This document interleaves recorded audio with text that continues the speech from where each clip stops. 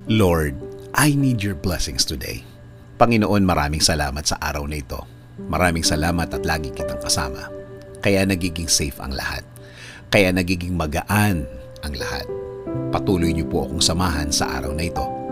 Panginoon, kailangan ko po ng inyong biyaya ngayon. Kailangan ko po ng blessings niyo sa araw na ito. Kailangan ko po ng inyong provision para sa akin at para sa aking pamilya. Para sa malaking tulong niyo sa akin, Lord. Sa mga nagdaang mga araw, Lord, naging mabigat ang aking mga araw. Naging lito at di ko na naman alam ang aking gagawin, Lord. Pero alam ko, magiging okay na naman ang lahat. Alam ko, Panginoon, kahit na ano pa ang pinagdadaanan ko, kapag kasama ko kayo, lagi kong makikita at mararating ang inyong plano sa akin.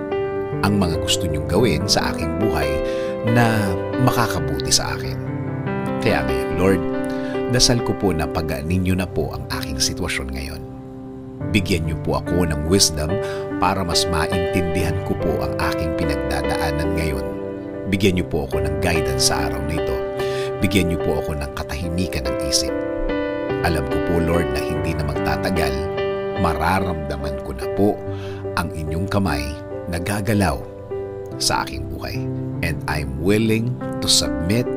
I am willing to offer my day to you, O Lord. Alam ko po kapag kasama ko kayo, kasama ko ang inyong mga blessings. Alam ko po na kasama ko ang mga solusyon sa aking buhay. Solusyon na magiging sagot sa aking mga nararanasan ngayon. Kaya Lord, patuloy niyo pong pasukin ang aking buhay. Patuloy niyo po itong lagyan ng katahimikan. Gawin niyo po sa aking buhay ang magandang plano ninyo.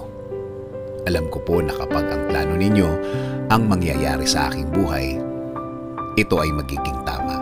Ito ay magiging tahimik. Lord, itinataas ko din po ang aking bayan. Patuloy niyo pong i-guide ang aming bansa.